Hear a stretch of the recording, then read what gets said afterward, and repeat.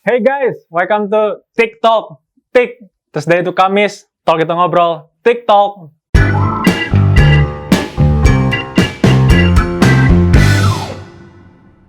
Hari ini kita kedatangan teman kita, namanya Pamela Febriana. Dia adalah seorang singer di Eko Youth. Mungkin teman-teman pernah lihat dia di mimbar. Hari ini kita akan dengar kesaksian dia, bagaimana Tuhan bawa dia dalam proses kehidupannya. Dan khususnya di tengah-tengah pandemi seperti ini. Kita akan dengar kesaksian dia bersama dengan salah satu leaders Eko, Margarita.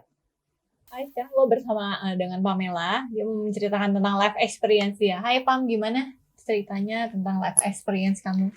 Iya Ci, jadi mau sharing aja sih soal apa sih sampai sekarang nih aku bisa ada di sini sekarang tuh dulu kayak gimana. Nah, aku mau ceritain dulu dari dulunya aku gimana sampai sekarang bisa sampai saat ini.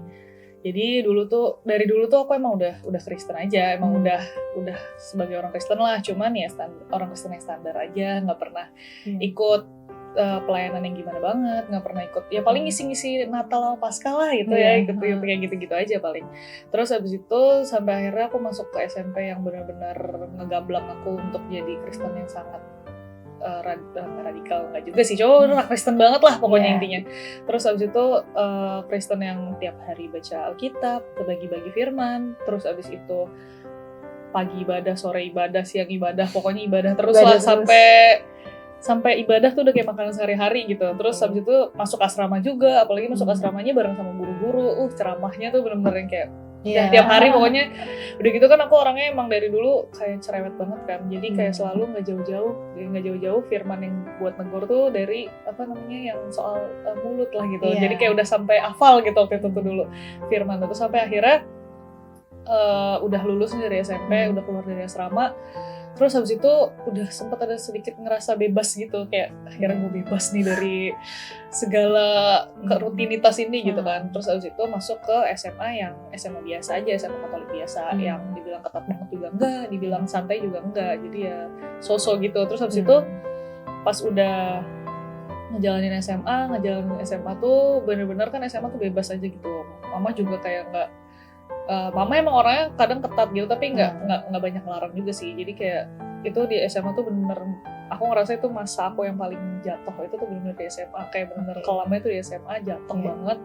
Terus abis itu sampai ngerasa kayaknya kalau misalnya gue ibadah nih kayak udah nggak diterima, kayak nggak ada gunanya juga gitu gue ibadah gitu, soalnya kehidupan sehari-hari gue nggak mencerminkan apa yang mestinya gue seorang Kristen gitu kan. Jadi kayak sempat udah males ibadah, sampai akhirnya nggak pernah tertanam di gereja juga selama SMA, pindah-pindah tergantung mama mau gereja di mana gitu kan. Misalnya nggak telat gereja di sini, kalau telat di gereja di sini ya gitu lah, pokoknya ikut aja lah.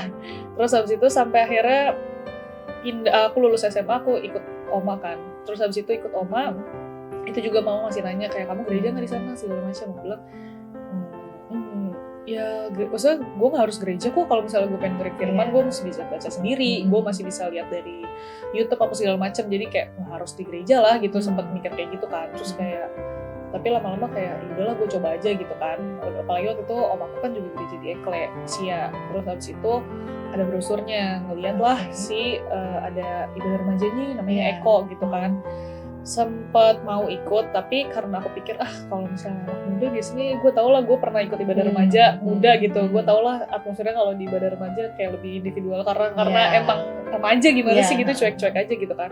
Jadi udah ntar aja gitu. Terus nyoba di ibadah umum, sempat ada satu hari pengen nyoba di ibadah Eko, tapi kok kayaknya udah, padahal belum jam 11 nih, tapi kok udah tutup tuh pintunya, udah rame lagi di dalamnya. Jadi kayak jadi kayak ya udahlah gue naik ibadah umum aja. Baru sampai akhirnya ada di mana ada ushernya, ada ushernya nih, ya udahlah gue nyoba. Itu juga aku kaget karena kok tos gitu, biasanya kan salaman gitu, kayak kok tos gitu. Terus udah habis itu akhirnya masuk terus habis itu di saat itu ya aku nggak ada expect apa-apa, pokoknya mau ibadah remaja gitu. Sampai akhirnya kok pas lagi penyembahan awal gitu, ngerasain hadirat Tuhan yang benar-benar, sampai akhirnya mikir yaudah gue bakal tetap di Eko ini, tapi nggak kepikiran mau ikut pelayanan apa segala macam. Itu benar-benar nggak ada pikiran kesana, kayak yaudah gue jadi jemaat aja. Jadi kayak setahun lebih tuh aku benar-benar di Eko tuh cuma yaudah jemaat biasa aja gitu. Terus habis itu sampai akhirnya ada pembagian small group. Nah itu biasanya aku di jam 11, tapi entah kenapa waktu itu ada acara, jadi aku harus ibadah 8.45. Ibadah 8.45, pembagian small groupnya itu orangnya benar-benar aku nggak kenal sama sekali, kayak siapa lagi nih gitu kan, ditaruh ketuanya di depan tuh kayak gue mesti milih siapa gitu. Tapi aku ngelihat ada Citif, kayak Citif tuh waktu itu lagi pelayanan di depan. Nah terus udah sempet kayak kayaknya nih orang bisa nih, misalnya gue sama dia aja lah gitu. Akhirnya nyobalah satu sama Citif. Ternyata emang masuk gitu sama Citif. Terus habis itu bisa kayak orangnya asik juga, dia bisa masuk ke aku juga. Jadi kayak aku cerita ke dia bisa santai gitu lah. Terus habis itu ada life experience yang mirip-mirip gitu, jadi kayak lebih masuk gitu segala macamnya. Terus habis itu pas di ibadah itu juga aku kan baru pertama kali ikut ibadah 8.45 yang pagi gitu kan. Terus aku ngeliat kayak beda aja gitu, kalau yang jam 11 tuh kayak orangnya tuh pada semangat aja gitu kan. Kalau 8.45 tuh masih muka bantal gitu ya. Yang maksudnya aku juga nggak apa namanya, nggak maklum gitu, maksudnya aku maklum juga gitu. Cuman waktu itu tiba-tiba aja kepikiran gitu, kayak gue pengen nih ada di sana gitu, gue pengen ada di depan. Terus tuh gue pengen yang walaupun ini ibadah 8.45, gue pengen tetap semangat gitu. Jadi nggak ada bedanya 8.45 sama jam 11. Terus habis itu udah itu cuman kayak sekadar udah lewat aja gitu. Tapi setiap kayak misalnya biasanya kan kalau anak baru, kalau misalnya disuruh kayak maju ke depan gitu pujian itu biasanya kan nggak mau kan, kayak ngapain sih gitu. Tapi aku kayak ya emang semangat aja gitu, kalau ada pujian kayak senang aja gitu kan. Terus habis itu udah akhirnya berjalan aja biasa. Terus itu sampai suatu saat ikut Evolution juga, yang waktu sama Kak Panjaitan dan Kak siapa waktu itu aku lupa. Terus habis itu ngebahas soal pujian dan penyembahan, soal worship leader dan singer segala macam. Terus kayaknya dari situ terus habis itu aku kontak Ci Tiffany gitu kan, kayak nanya, Ci kalau misalnya mau jadi singer tuh apa aja syaratnya segala macam. Oh yaudah lu langsung kontak aja si Kenneth, kata dia gitu kan. Terus aku kayak yaudah coba Ci Tiff yang ngomong dulu lah. Terus itu kata dia udah gue udah kontak orangnya, ntar orangnya kontak lu. Terus habis itu sampai akhirnya si Kenneth kontak secara personal. Ya aku bilang aja jujur kayak nih jujur aja nih aku nggak ngerti teknik, nggak ngerti apa, kayak ya udah gue cuman tahu ya kalau gue nyanyi ya nggak fals banget lah gitu intinya. Tapi gue nggak ngerti kalau disuruh teknik segala macam, gue nggak ngerti gitu. Terus itu katanya iya nggak apa-apa kok, tapi lu ada hati buat main kan, ada, ya udah ntar ketemu gue dulu aja. Tadinya sempat ketemu sama Kenneth, kayak dia nanya secara langsung gitu, maksudnya lu beneran mau ngelayanin gitu, kayak sempat nanya kayak gitu. Terus aku bilang ya iya gitu. Terus sampai akhirnya masuk pelayanan segala macam, sampai akhirnya kayak sekarang dijeburin segala macam gitu, sampai akhirnya sekarang yang ada di sini gitu. Terus itu benar-benar prosesnya kayak lama banget, karena itu kan kehidupan pelayanan, so kehidupan secara sosial gitu, tapi kehidupan personalnya juga kayak benar-benar naik turun juga. Kehidupan personal udah ikut pelayanan kayak gini juga masih banyak pergumulan rohaninya juga, kayak apakah gue pelayanan singer, tapi apakah gue selama sehari-hari gue bisa tetap bagi berkat lewat mulut gue apa enggak, apakah malah jadi batu sandungan buat orang. Itu benar-benar kayak pergumulan banget gitu loh. Aku sempat kayak kepikiran kayak apa gue tetap lanjutin gak ya gue jadi singer kayak gini, kayak gue nggak bisa bertanggung jawab dia segala macam, bertanggung jawab dengan kehidupan sehari-hari gue gitu.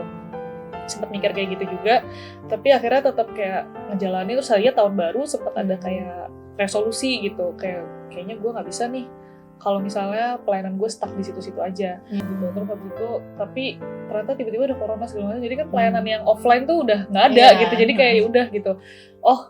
Sampai akhirnya berarti sekarang saatnya gue buat bangun relasi pribadi gue.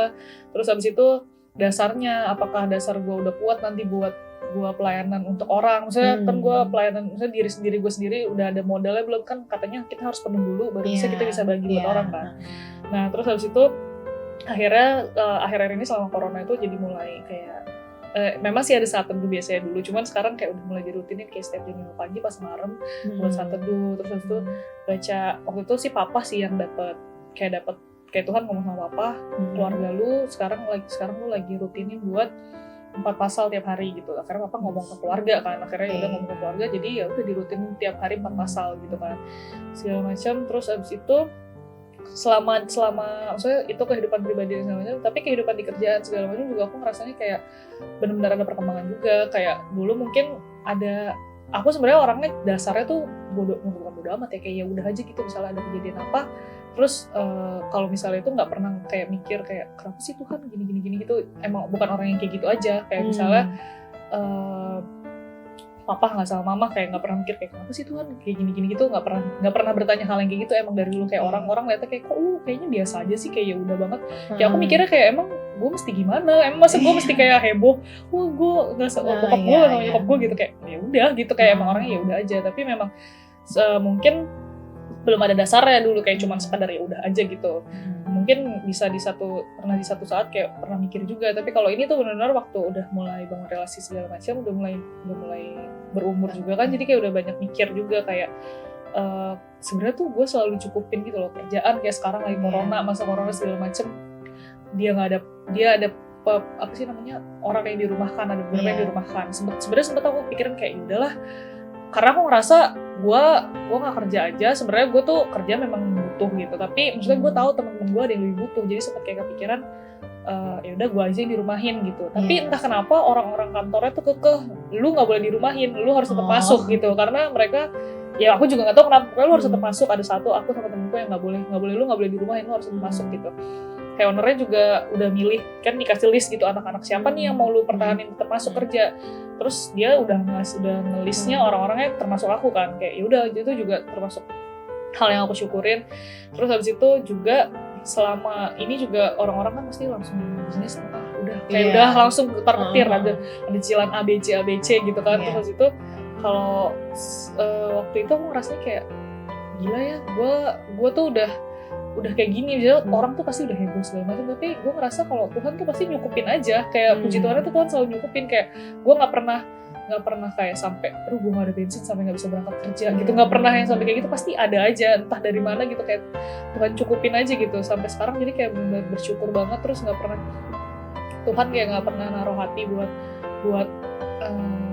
kayak buat terus kayak panik gitu tuh. Kayak sekarang tuh kayak lebih tenang gitu ngadepinnya, karena gue yakin Tuhan tuh udah nyediain, Tuhan tuh pasti udah nyediain, lu lakuin aja apa bagian lu, itu urusan gue gitu. Kayak udah ngerasa tuh kayak gitu. Jadi kayak sekarang udah lebih kayak gitu aja. Kalau sekarang udah lebih personal level lagi proses. Terus habis itu juga untuk kehidupan sehari-hari juga kadang misalnya temen aku kan sebenarnya satu tempat kerja tuh nggak ada yang satu iman sama aku, bener semuanya aku bener cuma satu doang di situ. Terus jadi kalau sharing gitu kadang juga berusaha buat kayak Tuhan jangan sampai itu gue yang ngomong, saya jangan sampai kan soalnya kan kalau aku yang ngomong bisa jadi batu sandungan kan, tapi biar Tuhan aja gitu yang ngomong. Jadi kadang suka sharing soal mereka, soal aku, kayak sebisa mungkin ya tetap bisa ngebantu mereka, tapi juga nggak jadi batu sandungan gitu buat Tuhan. Oke. Jadi kamu juga, maksudnya kalau yang aku tangkap adalah kamu punya hati untuk melayani gitu kan ya, dan dengan kamu punya hati dan Tuhan pakai kamu melalui kayak singer, kamu WL, terus bahkan kamu bisa melayani keluarga kamu sendiri gitu kan ya. Jadi perubahan itu terjadilah dalam hidup kamu dan kamu benar-benar merasakan ya bersyukur banget ya gitu ya dengan kerjaan kamu sekarang, yang di saat orang-orang di PHK mungkin butuh kerjaan tapi kamu masih ada kerjaan. Itu juga dengernya juga bagus banget gitu kan, dan Tuhan pakai kamu lah intinya kayak gitu. Dan mungkin kamu ada pesan gitu untuk yang nonton hari ini? Jadi kalau buat temen-temen yang di rumah yang pernah ngerasain hal yang sama, pernah ngerasa kalau kayaknya gue nggak bisa balik lagi deh, maksudnya kayak gue nggak bisa balik lagi ke Tuhan, kayak gue tuh udah nggak layak lah gitu. Jangan pernah ngerasa kayak gitu, karena semakin lu ngejauh justru lu malah semakin ngerasa nggak layak. Jadi justru lu harus makin deket sama dia, terus tuh lu bangun relasi sama dia, terus habis itu bangun fondasi yang kuat. Justru pas di saat lu makin deket sama dia, lo bakal merasa dicukupin. Udah sih, itu aja. Well, kesaksian tadi sungguh memberkati gue. Semoga teman-teman yang nonton juga terberkati lewat kesaksian Pamela. Tetap kuat, tetap semangat, tetap dalam Tuhan. See you next week. God bless you guys.